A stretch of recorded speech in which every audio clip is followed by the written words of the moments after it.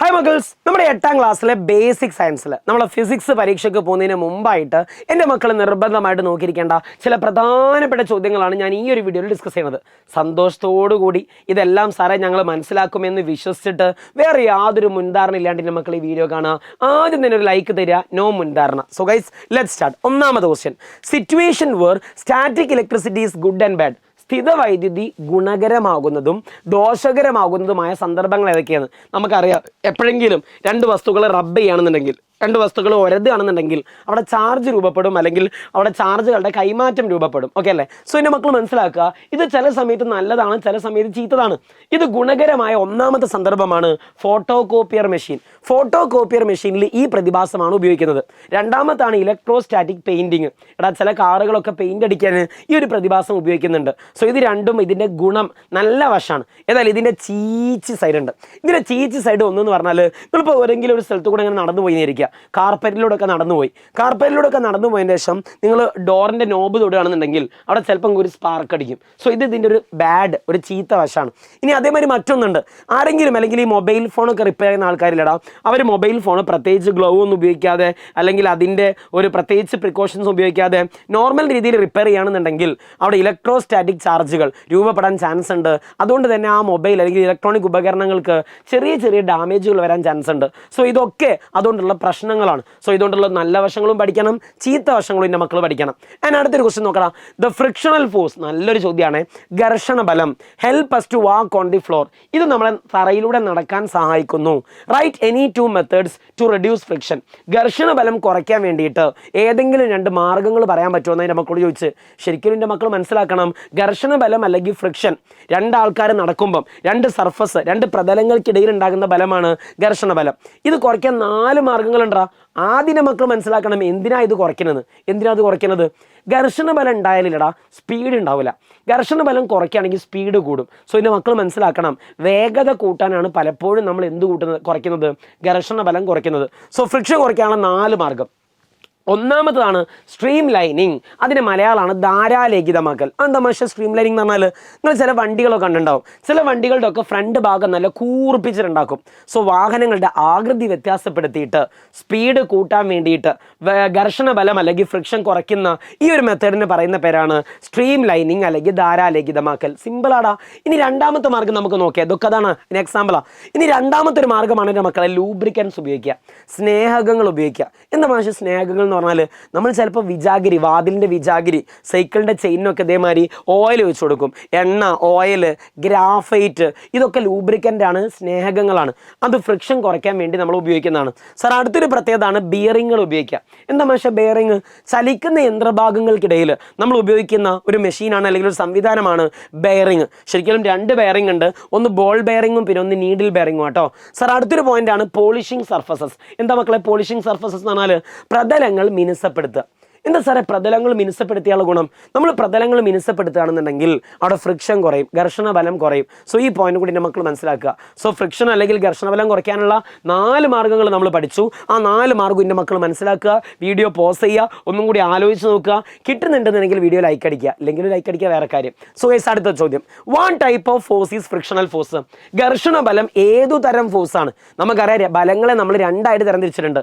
ഒന്ന് contact force ആണ്, പിന്നെ ഒന്ന് നോൺ കോണ്ടാക്ട് ഫോഴ്സ് ആണ്. ഒന്ന് സമ്പർക്ക ബലമാണ്, പിന്നെ ഒന്ന് സമ്പർക്കരഹിത ബലമാണ്.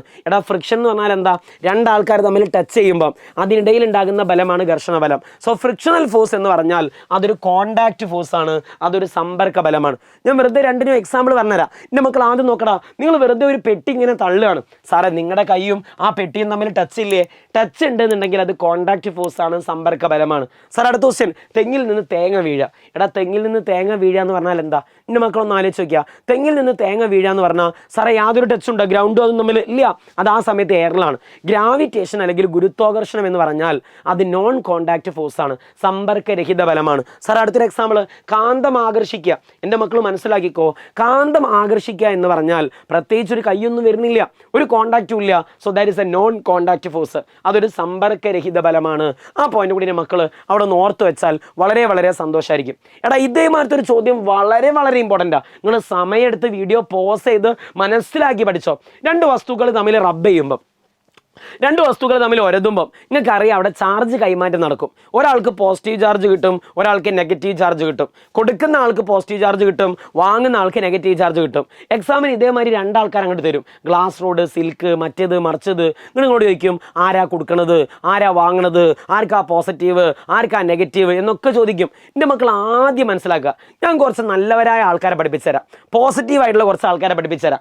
ഈ ആൾക്കാരെ എപ്പം കണ്ടാലും എൻ്റെ മക്കൾ എന്താണ് മനസ്സിലാക്കേണ്ടത്, ഇവർ നല്ല ആൾക്കാരാണ്, ഇവർ ഇലക്ട്രോണ് കൊടുക്കും, ഇവർക്ക് പോസിറ്റീവ് ചാർജാ, ദാനശീലരായ ഒന്നാമത്തെ ആളാണ് ഗ്ലാസ്. എൻ്റെ മക്കൾ മനസ്സിലാക്കിക്കോ, ഗ്ലാസ് റോഡ് എന്ന് പറഞ്ഞാൽ നല്ലൊരു ചെക്കനാടാ, ഗ്ലാസ് റോഡ് എന്ന് പറഞ്ഞാൽ നല്ലൊരു ചെക്കനാടാ. സാറേ രണ്ടാമത്തെ ആളാണ് എൻ്റെ മക്കൾ മനസ്സിലാക്കുക, കമ്പിളി, വൂൾ കമ്പിളി, അമ്പിളി നല്ലൊരു കുട്ടിയാണെന്ന് മനസ്സിലാക്കിക്കോ, അമ്പിളിക്കുട്ടി നല്ലൊരു കുട്ടിയാണെന്ന് മനസ്സിലാക്കിക്കോ. ഗ്ലാസ് റോഡ് പോസിറ്റീവാണ്, കമ്പിളി വൂൾ ഒരു പോസിറ്റീവാണ്. സാറേ മറ്റൊന്നാണ് ഫ്ലാനൽ. ഇതേമാതിരത്തെ പേപ്പർ ഉണ്ടാവും, ഫ്ലാനൽ, പരീക്ഷ പേപ്പറിൽ എഴുതുന്ന കുട്ടികൾക്ക് നല്ല കുട്ടികളാണെന്നുണ്ടെങ്കിൽ വെച്ചോ, ഇങ്ങനത്തെ ഒരു പേപ്പർ കണ്ടാൽ എൻ്റെ മക്കൾ മനസ്സിലാക്കുക പരീക്ഷ പേപ്പറിൽ എഴുതുന്ന കുട്ടികളൊക്കെ നല്ല കുട്ടികളാണ്. സാറേ ക്ലാസ് റൂമിൽ ഇരിക്കുന്ന ആൾക്കാർ വേണമെങ്കിൽ അങ്ങനെ ആലോചിച്ചോ, ക്ലാസ് റൂമിൽ ഇരിക്കുന്ന അമ്പിളി, പരീക്ഷ പേപ്പർ എഴുതി ഇവരൊക്കെ നല്ല കുട്ടികളാണ്, വേണമെങ്കിൽ എങ്ങനെയെങ്കിലും എഴുതിക്കോ. ഈ മൂന്നാൾക്കാരും പോസിറ്റീവാണ്. സോ ഈ ആൾക്കാരുടെ പേര് എവിടെ കണ്ടാലും നമ്മൾ പറയണം നല്ല ചെക്കന്മാരാണ്, ഇവർ പോസിറ്റീവാണ്, ഇവർ ഇലക്ട്രോണ് കൊടുക്കുന്ന ആൾക്കാരാണ്. എന്നാൽ വാങ്ങുന്ന ആൾക്കാർ അതിൽ ഒന്നാമത്തെ ആളാണ് എബണൈറ്റ്. നമ്മൾ ഇതുവരെ കേൾക്കാത്ത ആളാണ്, ഗ്ലാസ്സൊക്കെ എപ്പോഴും നമ്മളെടുത്ത ആളാണ്. എബണൈറ്റ് ഏതോ വരത്തന, നെഗറ്റീവാ. സാറേ മറ്റൊന്നാണ് സുധര ബലൂണൊക്കെ കുട്ടികളൊക്കെ തൊണ്ടയിലൊക്കെ വീഴുകയാണെങ്കിൽ ഒരിക്കൽ ചത്തുപോകും സാർ, നെഗറ്റീവാണ് സാറേ ബലൂണ്. സാർ ഇങ്ങോട്ട് നോക്കി സിൽക്കിൻ്റെ ഒക്കെ ഡ്രസ്സ് വാങ്ങാൻ എത്ര പൈസ, നെഗറ്റീവാണ് മാഷേ, നെഗറ്റീവാ. സോ ഈ മൂന്ന് ആൾക്കാർ നെഗറ്റീവാണ്. വാങ്ങുന്ന ആൾക്കാരാണ് നിൻ്റെ മക്കൾ മനസ്സിലാക്കണം, ബലൂൺ വാങ്ങി അല്ലെങ്കിൽ സിൽക്കിൻ്റെ ഡ്രസ്സ് വാങ്ങി എന്നൊക്കെ ആലോചിക്കുക. ഇതൊക്കെ ഇലക്ട്രോൺ വാങ്ങുന്ന ആൾക്കാരാണെങ്കിൽ നെഗറ്റീവ് ചാർജാണ് എന്ന് മക്കൾ മനസ്സിലാക്കണം. നിന്റെ മക്കൾ നോക്കടാ, സാറേ എബണൈറ്റും കമ്പിളിയും ഈ രണ്ടാൾക്കാർ തമ്മിൽ ഒരസാണെന്നുണ്ടെങ്കിൽ ആരായിരിക്കും പോസിറ്റീവ്, ആരായിരിക്കും നെഗറ്റീവ്? സാറേ പോസിറ്റീവ് ആരാ? എബണൈറ്റ് ആണോ? അയ്യേ, എബണൈറ്റ് മറ്റേ വരത്തന, അമ്പിളിക്കുട്ടിയാണ് പോസിറ്റീവ്. അമ്പിളിക്കുട്ടി പോസിറ്റീവ് എന്ന് പറഞ്ഞാൽ അർത്ഥം എന്താ? അമ്പിളിക്കുട്ടിയാണ് കൊടുക്കുന്ന ആള്. സോ ഇതാണ് നമ്മളെ വൂൾ അഥവാ അമ്പിളി അഥവാ കമ്പിളി. ഓക്കെ അല്ലേ? ആരാടെ ഇലക്ട്രോൺ വാങ്ങുക? സാറേ ചാർജ് വാങ്ങുന്ന ആള്, കൊടുക്കുന്ന ആള് പോസിറ്റീവാണ്, വാങ്ങുന്ന ആള് നെഗറ്റീവാണ്. സാറേ വാങ്ങുന്ന ആൾ ആരാടാ? വാങ്ങുന്ന ആള് നെഗറ്റീവാണ് മാഷേ, എബണൈറ്റ് ആണ് മാഷേ നെഗറ്റീവ്. ഞാൻ നേരത്തെ പറഞ്ഞ ടീമിനെ ആലോചിക്കണേ, എബണൈറ്റ് നെഗറ്റീവ്. ഒരിക്കൽ കൂടി ഓർമ്മിപ്പിക്കുകയാണെന്ന്, ആരൊക്കെയാണ് പോസിറ്റീവ്? കൊടുക്കുന്ന ആൾക്കാരൊക്കെ ഗ്ലാസ് റോഡ് പോസിറ്റീവാണ്. സാർ അടുത്താര കമ്പിളി പോസിറ്റീവാണ്, ഫ്ലാനൽ പോസിറ്റീവാണ്. വാങ്ങുന്ന ആളാരാ? ബലൂണ് വാങ്ങുന്ന ആളാണ്, സിൽക്ക് വാങ്ങുന്ന ആളാണ്, എബണൈറ്റ് വാങ്ങുന്ന ആൾക്കാരാണ്, അതൊക്കെ നെഗറ്റീവാണ്. ഇനി നോക്കുക, ഗ്ലാസ് റോഡും സിൽക്കും തമ്മിൽ വരതി എന്തെളുപ്പാടാ. നമ്മൾ ബാക്കിയുള്ള പ്രോബ്ലംസ് ഒക്കെ ലൈവിൽ ചെയ്യും. എൻ്റെ മക്കൾക്ക് A+ വാങ്ങി തന്നെ ഞങ്ങൾ പോകുള്ളൂ. ഗ്ലാസ് റോഡും സിൽക്കും, സാർ ഇത് തമ്മിൽ ഒരതാണെങ്കിലുള്ള പ്രത്യേകത എന്താ?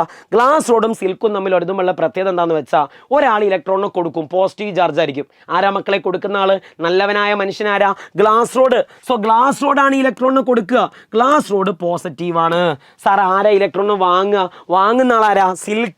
സിൽക്കിൻ്റെ ഡ്രസ്സ് വാങ്ങി ആലോചിക്കുക, സിൽക്ക് വാങ്ങുന്ന ആളാണ് സാറേ, അയാൾക്ക് നെഗറ്റീവ് ചാർജ് ആയിരിക്കും. സോ കൊടുക്കുന്ന ആൾക്ക് പോസിറ്റീവ് ചാർജും വാങ്ങുന്ന ആൾക്ക് നെഗറ്റീവ് ചാർജും കിട്ടും എന്ന് മക്കൾ മനസ്സിലാക്കി വെക്കുക. എടാ ഇതുപോലെയുള്ള കുറേ പ്രോബ്ലംസ് നമ്മൾ ഈ ഒരു ചാനലിൽ ഡിസ്കസ് ചെയ്യുന്നുണ്ട്, ഫിസിക്സ് വിത്ത് ദാനിഷ് സർ. സോ ഇതിൽ ജോയിൻ ചെയ്യാത്ത ആരെങ്കിലും എൻ്റെ ക്ലാസ്സിൽ ഉണ്ടെന്നുണ്ടെങ്കിൽ ഈ വീഡിയോയുടെ താഴെ കമൻറ്റ് ബോക്സിൽ നമ്മളെ കമ്മ്യൂണിറ്റിൻ്റെ അല്ലെങ്കിൽ വാട്സപ്പ് ചാനലിൻ്റെ ലിങ്ക് ഉണ്ടാവും, അതൊന്ന് ഫോളോ ചെയ്താൽ മതി, അതിൽ നമുക്ക് കിട്ടും. ഓക്കെ അല്ലേ? നമ്മൾ പൊളിക്കോടെ ഒരു പേടി മേടിക്കരുതടാ. കൂടുതൽ പ്രോബ്ലംസ് ഒക്കെ നമ്മൾ ലൈവിൽ ചെയ്യും. ആദ്യമേ എൻ്റെ മക്കളോട് പറയാനുള്ളത്, ഈ ചാപ്റ്ററിൽ അല്ലെങ്കിൽ ഇതിൽ ഞാൻ യൂട്യൂബിലിട്ട വീഡിയോസൊക്കെ എൻ്റെ മക്കൾ കാണണം. പിന്നെ എന്താടാ, ഞാൻ ഇതിലിട്ട ഷോർട്സ് നിങ്ങളൊന്ന് കാണണം. ഒന്നും പേടിക്കരുതടാ, ഈ ബേസിക് സയൻസ് നമ്മൾ ഉഷാറായിട്ട് മുന്നേറും. ഓക്കെ അല്ലേ? ഈ ചാനലിൽ ജോയിൻ ചെയ്താൽ നമ്മൾ അടുത്ത കൊല്ലം സെറ്റാക്കും ചെയ്യും. സോ ഗൈസ് ഡോണ്ട് വറി, ഇക്കൊല്ലും അടുത്ത കൊല്ലം ഒക്കെ നമ്മൾ സെറ്റാക്കും. സോ അവിടെയും ഇവിടെയൊക്കെ കാണാം, ലൈവിൽ വെച്ച് കാണാം, ഉഷാറാക്കാം. ബൈ.